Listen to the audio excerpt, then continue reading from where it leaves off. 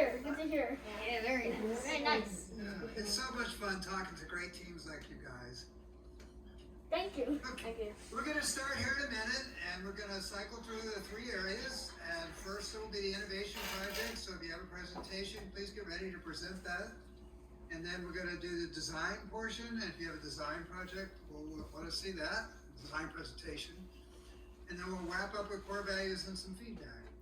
So if you're ready and you have an innovation project presentation, let's get started. All right. All right. Say hello to your team. No.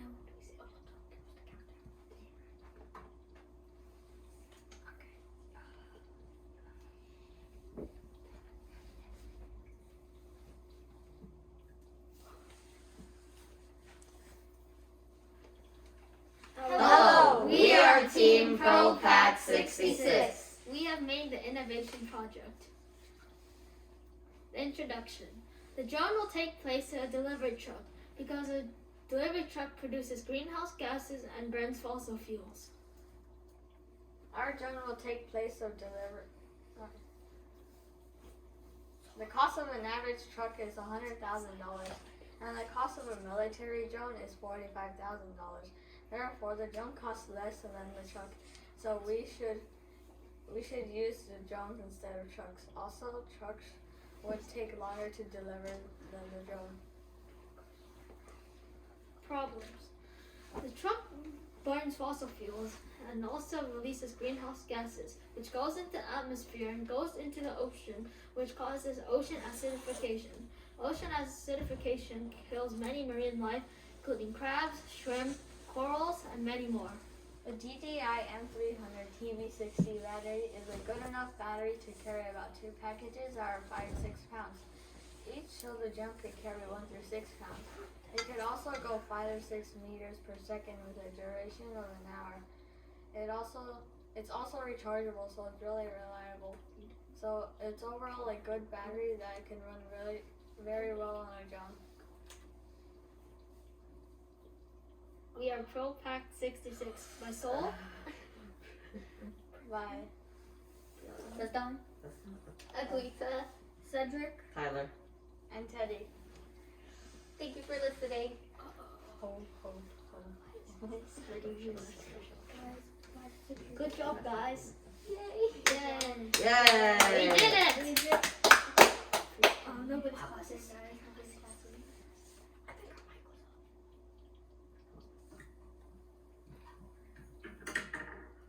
Hello team.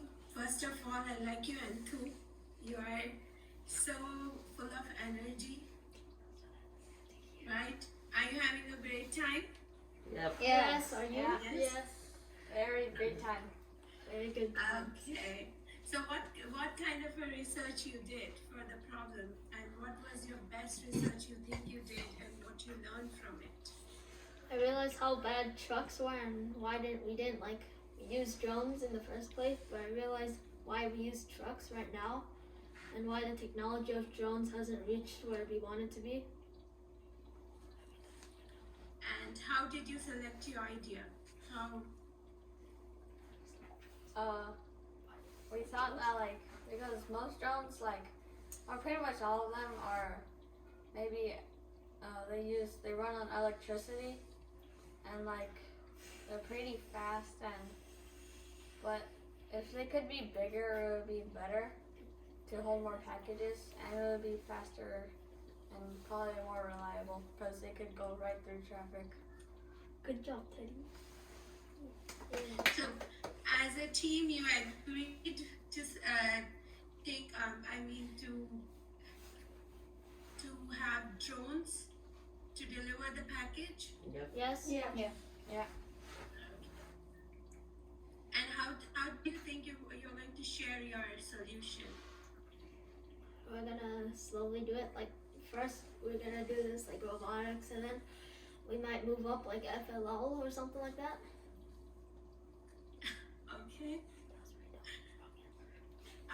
How did you try to? How did you develop the idea of only drones? Why didn't you consider any other ideas? Well, we did. We had a bunch of other ideas from all the other teammates. So we brainstormed a bunch of questions, and then we wrote them all down on a piece of paper, and we found which one was more reliable, which happened to be the drone. So we used pros and cons to find which one was the best, and we found drones were the best out of all the options we had. So that's how we chose Okay, drones. what were the other ideas you had? The other ideas were like a train underground. Subway. A subway, underground subway, delivering things, and we also had Cedric? So one of the ideas we had was an underground subway that delivered packages that ran on hydroelectricity. And what's it called? we had an idea of a hydroelectric cannon, which we thought wouldn't work because we hadn't reached that technology, and there was a lot of things that would weigh it down. Okay, and what do you think is the best part of your project you did? It's unique, Our teamwork, right? Yeah, uniqueness. You can talk about what you think is unique, different from others. Like, I think we went outside the box in ideas, and we kind of went into kind of the future when technology is kind of more different. Other teams might have like done something that we could do today, but we chose to go outside the box and do something that could happen in the future. Okay. Keith, I think I'm pretty much done. Okay, team. I'm going to be your design judge. Do you have a presentation for the design? Yes. We do. I do. All right, I'd like to see it. I'm gonna do one.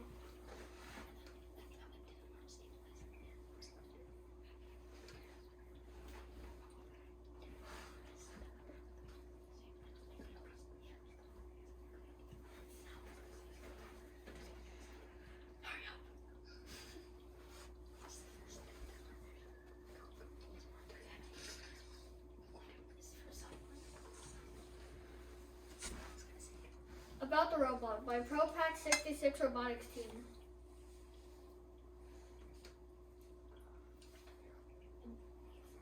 The flexible arm. We made the flexible arm specifically for the truck challenge. The truck challenge was to latch on to the bridge. We specifically made this because it was easy to hit it, and it would repeatedly hit it without having to latch on. We made the arm stabilizer so that the arm would stay stable and it wouldn't really move around, so it would be easier to do the missions in a straight line. Front wheels to steer. The Back. front and back wheels. The front wheels were motorized wheels used to move the robot, and the back wheels were small metal balls to help keep the robot balanced and help the mobility.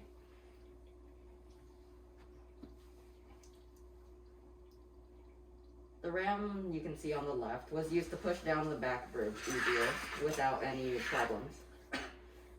And the sensor helps it move easier without more coding. For example, you can see that when the sensor sees black, it turns left. When it sees white, it turns right.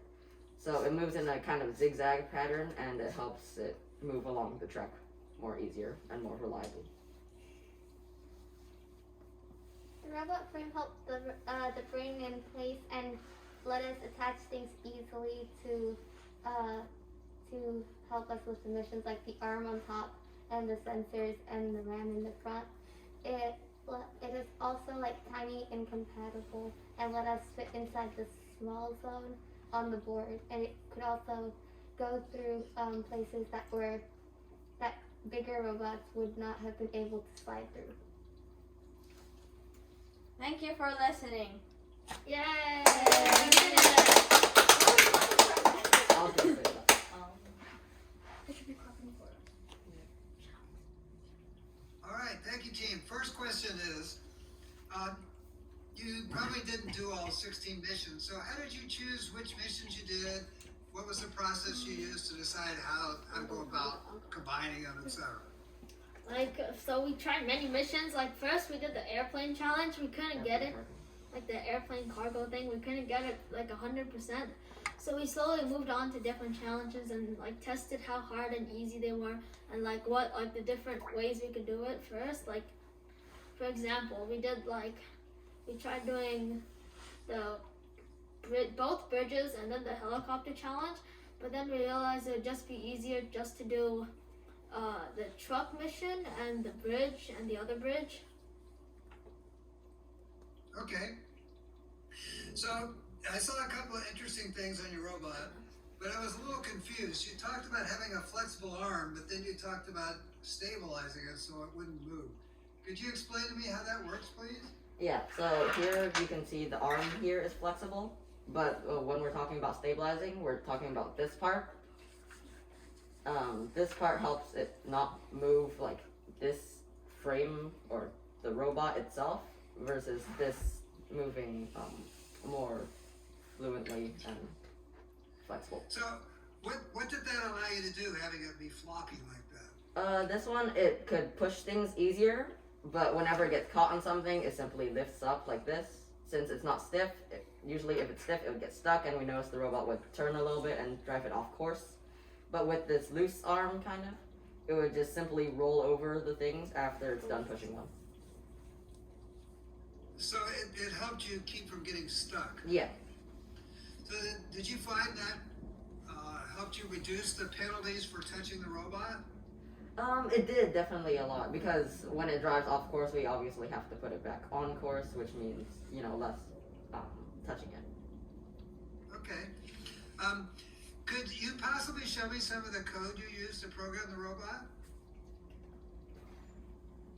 Do you have a computer with it on there that you can show me? Yeah, I can. We have an iPad, but alright, he's gonna So go get it. while he's doing that, could some of the rest of you explain how whether you all got a chance to build and code and that kind of thing? Yeah. Yeah, like We all took turns building the robot. Like one person made the arm, and another person made the front. Another person made the frame of the robot. We all took turns building, so we would have like an equal amount of building time. And we also took turns coding too, to see how different people approach things. And so we all had like an even amount of time doing everything. Okay. So you want me to go closer so you can see it, or like? Yeah, I've got your picture large here, so hopefully I can see it. So here's the code. Okay. Yeah, hard to angle here. This yellow one, that is the sensor code that makes the sensor see black, and makes it go in a zigzag pattern when it sees the road. Tell me about the process of developing that code, please. So we tried multiple codes like that ourselves and realized that none of them really worked. So you can see right here.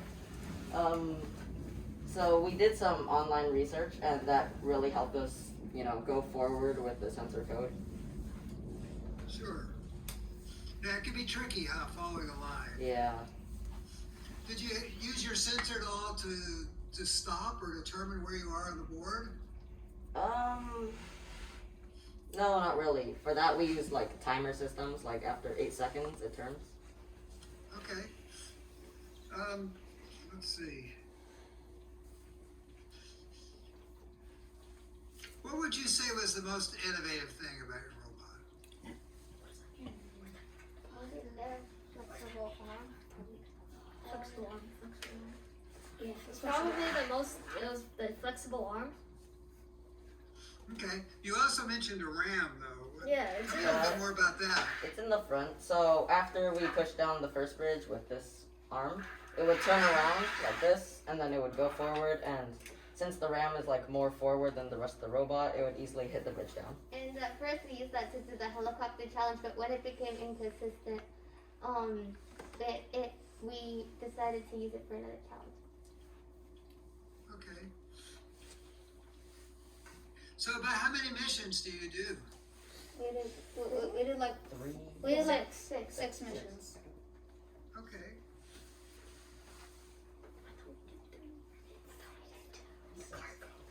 And did you have any kind of process for how you decided, this week one person was going to work on the robot, somebody else was going to work on code, and next week, could you explain that, how you came up with that a little bit for me, please? We took So every Friday we would switch roles. There are 6 of us and we have 3 roles. There was two people were doing coding, 2 people would build the robot, make improvements, and 2 other people would innovation project. And then every week. Every Friday we would switch roles and yeah. Okay. Great, thanks a lot, team. It sounds like you're having fun, and I'm going to pass it over for core values judging. Yeah, thank you, Judge Keith. So, great energy. I like the fun way you guys are participating. That's a great way to participate in any event.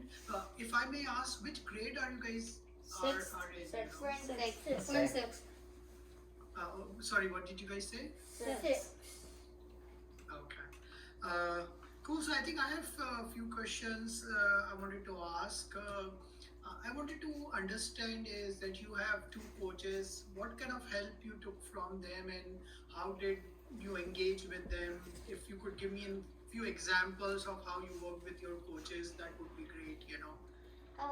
Well, our coach kind of gave us ideas on how we could improve the robot. Like for the ram in the front, we tried different things, but it didn't always work. So our coach would like give us hints of things we should do to like improve the robot, and we could interpret that however we decided. Okay, so you look for ideas, suggestions, and hints, right? And they give you a general direction, and then you took that to work through. Would you again check with them again on your next steps? Did they help you with building anything or writing the code? Because some of you may be new Not really. to FLL. We kind We of. kind of did it by ourselves. Okay. And then I think I have one more question. Like whenever we work in a team setting, even in my job today, right?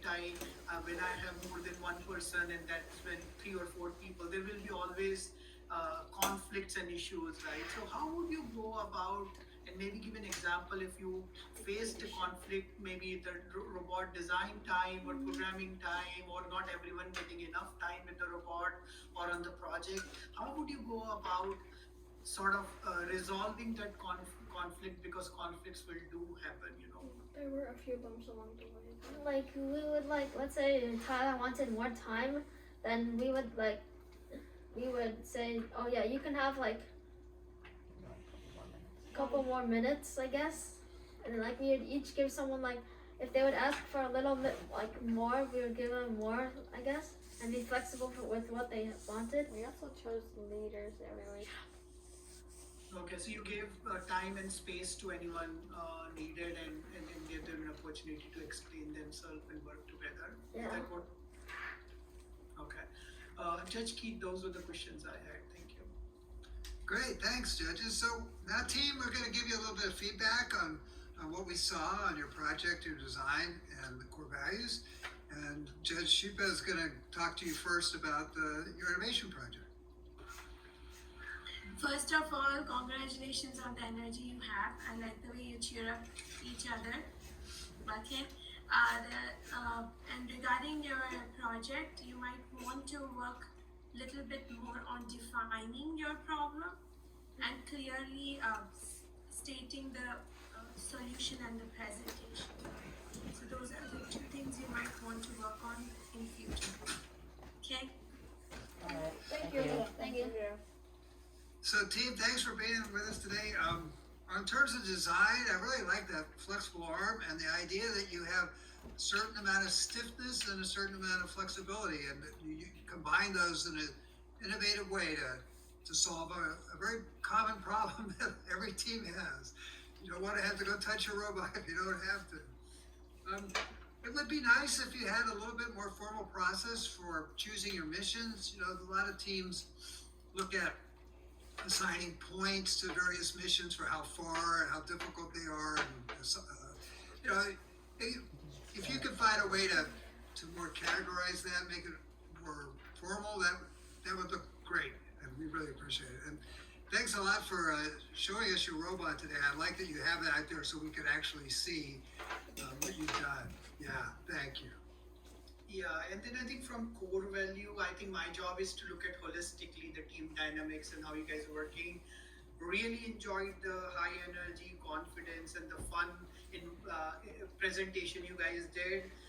Also, I'm kind of appreciative of inclusiveness with respect to your team composition. So that is also great on that.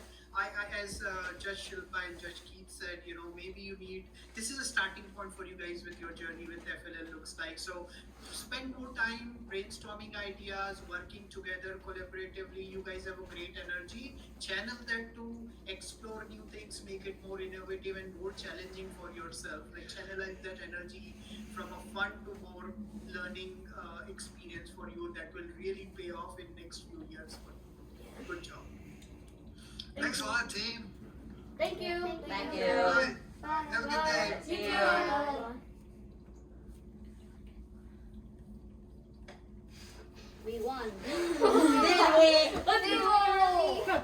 Well, we literally said that when we tried everything. You didn't explain it right. I think we should have. I think we should. This is what, right, so what we did is we Not saw your different fault, challenges. Soul. Well, I think we should have said that we narrowed it down to the pushing, the townships that needed pushing, not all like. Soul said we experimented with different challenges. We did. Yeah, we did that. And then it said something about like, okay, so we spent time doing this, we realized it sucked, and then we did this, realized it sucked, we did this, realized it I thought we were sucked. gonna say like we narrowed it down to the pushing. That's what I thought. That's what I thought. So, all the times we did was pushing, right? Yeah, we only had. We should have said we narrowed it down to pushing all these times. No, like. Just roams around Hey, house. somebody needs to fill in this survey. I think they said they're gonna put in a survey or something like that. They are? Uh-oh. Oh, can you give me my phone? Yeah. Oh,